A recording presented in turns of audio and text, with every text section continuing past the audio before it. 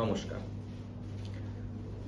এর আগে আমরা একদিন ডিসকাস করেছিলাম অস্টিওআর্থ্রাইটিস নিয়ে।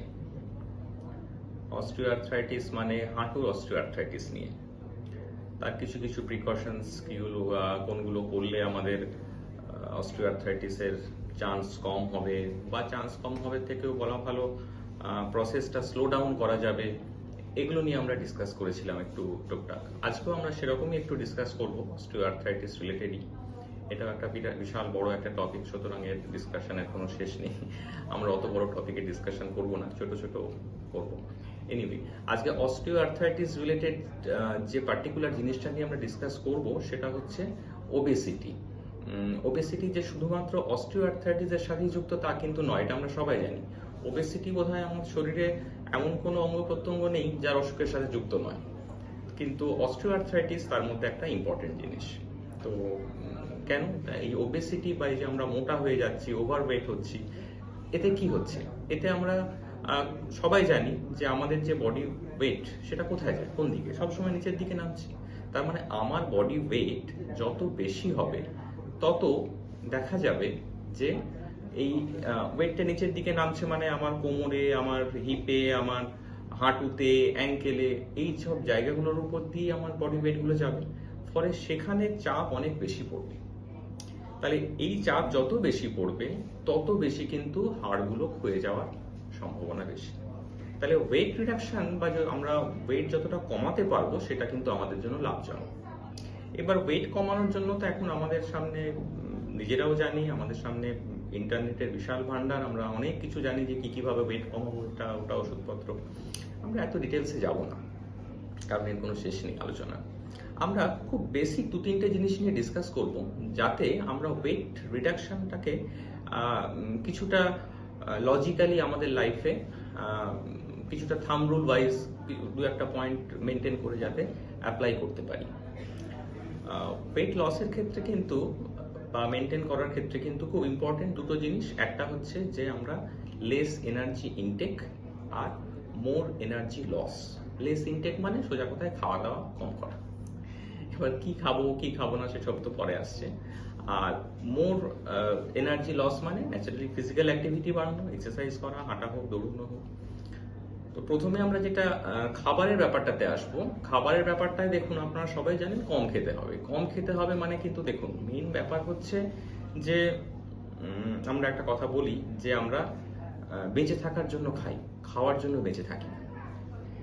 তো সেই ব্যাপারটা মেনটেন করতে হবে। সুতরাং একটা জিনিস মনে রাখতে হবে, যতদিন অবধি আমাদের খাওয়ার প্রতি ভালোবাসা থাকবে ততদিন অবধি কিন্তু আমাদের ওয়েট লস করা সম্ভব নয়। কখনো ভাবলে হবে না যে হ্যাঁ, এই দুপুর 2টো বাজছে, এইবার আমি খেতে বসবো। আজকে বাড়িতে আলু পোস্ত হয়েছে, ডাল হয়েছে, আছে, লেবু দিয়ে খাবো, চিকেন আছে, মাটন আছে। না, হোক না রান্না তো হবেই বাড়িতে। আমাদের ভাবতে হবে এই অ্যাপ্রোচটা নয় যে 2টো বাজছে এবার খাবো, না। ভাববো 2টো বাজছে আবার খেতে হবে, খাওয়ার প্রতি একটা অনীহা, এই ফিলিংসটা কিন্তু নিজের মনে আনতে হবে। না হলে আপনি যখনই খেতে বসুন, ওই 2বার যে এক্সট্রা খাচ্ছেন ভালো খাবার বলে, ওইটাই কিন্তু আলটিমেটলি পেটটাকে অনেক বাড়িয়ে দেয়। কারণ প্রতিবারই তো আপনি 2বার করে খাচ্ছেন, দিনে 4বার খাচ্ছেন। এইটা কিন্তু খুব ইম্পর্টেন্ট। সুতরাং এই জিনিসটা আমাদের মনে রাখতে হবে যে আমরা কখনো পেট ভরে খাবো না। আপনি বলতেই পারেন যে আমি সারাদিনে কিছুই খাই না, জানেন তো, দুপুরবেলা শুধুমাত্র 2 হাতা ভাত খাই, রাত্রিবেলা 2টো রুটি খাই। এটা 2 হাতা ভাত বা 2টো রুটির ব্যাপারই নয়। ব্যাপার হচ্ছে যে আপনার শরীর কতটা চায়, আপনি কতটা এনার্জি লস করছেন তার উপরে তো শরীর চাইবে। শরীর হয়তো 2টো রুটি চাইই না, তাই না? সুতরাং থাম্ব রুল যেটা আমরা আলোচনা করছিলাম, যে বেসিক আপনি মনে রাখবেন, পেটে খিদে থাকতে থাকতে আপনি খাওয়ার অফ করুন। যেন খাওয়ার পরে মনে হয় যে আমি খেতে বসলাম কেন, আমার তো খেতে বসার দরকারই ছিল না, এরকম কষ্ট করে আমার সামনে খাবার থাকতে উঠে যাচ্ছি। তো সুতরাং এই ফিলিংসটা আনা দরকার, তাহলে দেখবেন সবসময় একটু না একটু কম খাওয়া হবে। আর আপনারা তো জানেন তেলের পরিমাণ যতটা কমানো যায়। আর এটা একটা জিনিস আমি বলে রাখি, আমাদের ধারণা আছে এই তেল ভালো, ওই তেল খারাপ, এই তেল খুবই খারাপ। Nothing like that. তেল তো তেলই। আপনারা একটা মোটামুটি মনে রাখবেন যে পার হেড ফ্যামিলিতে ধরুন 4 জন আছেন, তার মানে যদি 4 জন থাকেন, তার মানে সারা মাসে সমস্ত তরকারি মিলিয়ে, সমস্ত আলু সিদ্ধতে কাঁচা তেল মাখবেন, আলাদা করে একটু তেল নেবেন, এই সব কিছু তেল মিলিয়ে পার হেড 500 ml, 500 ml তেল অ্যালাউড। তার মানে 4 জনের ফ্যামিলিতে যখন রান্না হচ্ছে তখন 2 লিটার তেলে সারা মাসের রান্না হবে।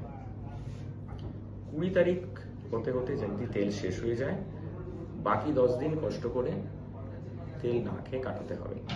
পরের মাস থেকে আমাদের কারোর আর দেখবেন 20 তারিখে তেল শেষ হবে না, কারণ ওই 10 দিনের জল দিয়ে সিদ্ধ করা খাবারের কথা মনে পড়বে। একটু স্ট্রিক্ট হতে হবে নিজের উপর। এটা খুবই শক্ত, আমরা যত ইজিলি বলছি অতটা ইজি নয় আমি জানি, কিন্তু এটা করতে হবে।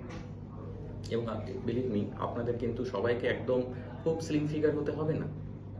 যার যা ওয়েট আছে সেখান থেকে 2 কেজি, 3 কেজি, 1 কেজি, 1.5 কেজি একটু কমান। একটু কমলেই দেখবেন তাতে আপনি হেলথের দিক দিয়ে ম্যাসিভ বেনিফিট পাচ্ছেন।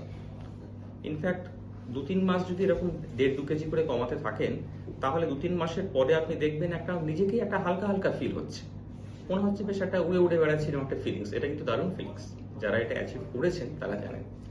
আর নট নেসেসারিলি আপনাকে খুব স্ট্রিক্ট ডায়েট চার্ট সবসময় ফলো করতে হবে, সবসময় আপনাকে একদম দৌড়ে দৌড়ে সকাল বিকেল জিমে যেতে হবে, একদম বছরের 1 জানুয়ারি গিয়ে জিমের জন্য 1 বছরের সাবস্ক্রিপশন করে নিতে হবে না, দরকার নেই। আর সিদ্ধ খাবারের উপর, ফাইবার জাতীয় খাবারের উপরে যতটা সম্ভব জোর দিন। সেটা পেঁপে সিদ্ধ হোক, সেটা পটল সিদ্ধ হোক, সেটা ঝিঙে সিদ্ধ হোক, সেটা কুমড়ো সিদ্ধ হোক, এইগুলো সিদ্ধর উপরে একটু খাওয়ার চেষ্টা করতে হবে। তার মানে কি আমরা তেল ঝাল একদমই খাবো না? খাবো। কিন্তু যখনই আমি মনে হলো যে না, আজকে বাড়িতে প্রোগ্রাম আছে, অনেকটা বিরিয়ানি খেতেই হবে আমাকে সবার সঙ্গে, ভালো কথা, খেয়ে নিন। কিন্তু পরের বেলায় তার মানে আপনাকে খুব খুব সামান্য একটা শশা খেয়ে কাটিয়ে দিতে হবে, কম্পেনসেট করতে হবে। তো খাওয়ার ব্যাপারে কিন্তু এই জিনিসগুলো খুব ইম্পর্টেন্ট। দেখুন, আমরা একটা কথা সবসময় ভাবি, বলি, আমি আমার পেশেন্টদেরকেও বলি যে আমরা সারা জীবনে কতটা খাবো সেটা ঈশ্বর ঠিক করে পাঠিয়েছেন। এই এক ঘর ভর্তি খাবার আমরা খাবো। এবার সেই খাবারটা আমি খুব তাড়াতাড়ি খেয়ে 40 বছরের মধ্যে শেষ করে দেব, নাকি একটু একটু খেয়ে 80 অব্দি টানবো, সেটা কিন্তু আমার উপরে। এটাতে কেউ কিচ্ছু বলতে পারবে না। আর এই যে জিভটা দিয়েছেন ঈশ্বর, এই জিভটা খাওয়ার টেস্টের জন্যই দিয়েছেন, তাড়াতাড়ি ওনার কাছে ডাকার জন্য। সুতরাং একে কন্ট্রোলে আনতে হবে।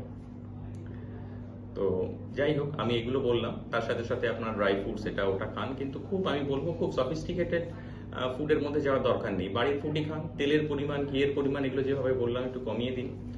ফাইবার জাতীয় খাবার বেশি খান, জল বেশি খান। আর ওই খাওয়ার অ্যাপ্রোচ টু ইউর মিল, আপনি খাবারকে কিভাবে দেখছেন, খাওয়া ব্যাপারটাকে কিভাবে দেখছেন, তার উপরে কিন্তু আপনার রোগা মোটা হওয়া ডিপেন্ড করে। তাতে দেখবেন অটোমেটিক্যালি আপনার খাওয়ার প্রতি অনীহা থাকলে অটোমেটিক্যালি আপনার খাওয়ার কম খাওয়া হবে। আপনি দুজনের খাবার দেখবেন পাশাপাশি খাচ্ছেন, যে খেতে ভালোবাসে দুজনের থালা দেখলে বুঝতে পারবেন। যার থালা একদম ভালো করে চেটে পুটে খাওয়া আছে, বুঝবেন সে খাবার খুব ভালোবাসে, সে ডাল ভাতটা ওই রকম ভাবেই খায়। আর যার খাবারের প্রতি অনীহা আছে, তার দেখবেন অনেক খাবার একটু করে, এটা একটু খাইনি, ওটা একটু খাইনি, একটু একটু করে, এটা ভালো লাগছে না, ওটা খোসা খাই না, এটার বীজ খাই না করে ফেলে রেখে দিয়েছে। সে কোনোদিনই মোটা হবে না। তা আপনি যাই বিরিয়ানি খাইয়ে দেখুন সে কি করে মোটা হয়। আর একটা জিনিস বলছিলাম সেটা হলো more energy loss. Physical activity একটা বয়সের পরে গিয়ে আমরা খুব লাফালাফি দৌড়াদৌড়ি তো করতে পারবো না, দরকারও নেই। কোথায় পড়ে যাবো, আমাদের জয়েন্টও অত স্ট্রেস নিতে পারবে না। আম গাছের ডাল ধরে ছোটবেলায় ঝুলতে পারি, হয়তো আমরা পরবর্তী ক্ষেত্রে পারবো না। কিন্তু রেগুলার ওয়াকিংটা রাখবেন, হাঁটাটা খুব ইম্পর্টেন্ট। যদি একটু একটু জগিং করতে পারেন তো ভালো, তবে হাঁটাটা ইম্পর্টেন্ট। আর রেগুলারিটি মেনটেন করা। আমি আজকে প্রচুর হাঁটলাম, প্রচুর জগিং করলাম, একদম স্মার্ট ওয়াচ করে সবাইকে দেখালাম 200 ক্যালোরি লস করেছি। আর কালকে সকালবেলা থেকে এমন কোমর ব্যথা হয়ে গেল, হাতে পা ব্যথা হয়ে গেল যে আর লুকিয়ে পড়লাম ঘরের মধ্যে। কিছুটা তার মানে কি আমাদের রোজ একটু একটু করে কিন্তু মেনটেন করতে হবে। এবং আমি প্রেফার করব বিশেষ করে যারা বয়স্ক মানুষ 50+ এজ, যাদের একবারে স্ট্রেস নেওয়া সম্ভব নয় বেশিটা, তারা সকালবেলা একবার 15-20 মিনিট হাঁটুন, ব্রিস্ক ওয়াকিং, মানে একদম এদিক ওদিক দেখতে দেখতে না, আবার দৌড়চ্ছি এরকম না, মোটামুটি একটা স্পিডে হাঁটুন 15 থেকে 20 মিনিট সকালে। আর খুব ইম্পর্টেন্ট, রাত্রে খাওয়ার পরে একবার পারলে 15-20 মিনিট হাঁটুন, এটা কিন্তু খুব ইম্পর্টেন্ট। তাই আপনারও ভালো লাগবে, দেখবেন পেটের ভর্তি হবে না, ঢেকুর উঠবে না, নিজেকেও বেশ ফ্রেশ লাগবে, নিজের সেই একটা কলেজ লাইফে আছি এরকম একটা ফিলিংস হবে যে শরীরটা ভালো আছে। সুতরাং এইগুলো যদি আমরা ফলো করি, আমার মনে হয় বডি ওয়েটটা আমরা অনেকটা কন্ট্রোলে রাখবো। আর ড্রাস্টিক্যালি একদম না খেয়ে দিয়ে আমি কমিয়ে দেবো বডি ওয়েট, এটা ভাববেন না। না খেয়ে কিন্তু হবে না, আপনি 4 বেলায় খাবেন, কিন্তু পরিমাণ এতটাই কম থাকবে যেন খাওয়ার পরে, যেটা বললাম, যেন মনে হয় খাওয়ার পরে যে আমি খেতে বসলাম কেন। ঠিক আছে, এই জিনিসগুলো আপনি বেসিক জিনিস ফলো করুন। আর একবারে জব করে প্রতি মাসে 10 কেজি কমাতে হবে না, সারা মাসে 1-1.5 কেজি 2 কেজি কমা যথেষ্ট। কিন্তু এই কনসিস্টেন্সিটা যেন মেনটেন থাকে, যেন একটু একটু করে কমে। এইগুলো দেখবেন, এতে বডি ওয়েট কমলে আপনি, আমার সাবজেক্ট তো অর্থোপেডিক্স এবং আমি তো নি রিপ্লেসমেন্ট নিয়ে কাজ করি, তো সুতরাং আমি অস্টিওআর্থ্রাইটিস নিয়ে এই জন্য বিভিন্ন অ্যাসপেক্টগুলো নিয়ে আলোচনা করছি। কিন্তু আপনি বিশ্বাস রাখুন যে বডি ওয়েট কমাতে পারলে শুধু এই অস্টিওআর্থ্রাইটিস বা নি রিপ্লেসমেন্টের আলোচনা নয়, আপনি শরীরের বিভিন্ন রকম প্রবলেম থেকে কিন্তু মুক্তি পেতে পারেন। ঠিক আছে, আমি ডক্টর শুভম দাস এতক্ষণ আপনাদের সাথে কথা বললাম। আশা করছি আপনাদের থেকে কিছুটা হলেও বেনিফিটেড হবেন। একটু ফলো করার চেষ্টা করুন, আমরা সবাই একটা হেলদি লাইফ পাই, আমাদের society as a whole healthy হয়ে উঠুক। ঠিক আছে, ভালো থাকবেন। পরবর্তী ক্ষেত্রে আমরা আবার হয়তো অস্টিওআর্থ্রাইটিসেরই বা নি রিপ্লেসমেন্টের কোনো একটা অ্যাসপেক্ট নিয়ে আলোচনা করব। আজকের মতো তাহলে আসি, নমস্কার।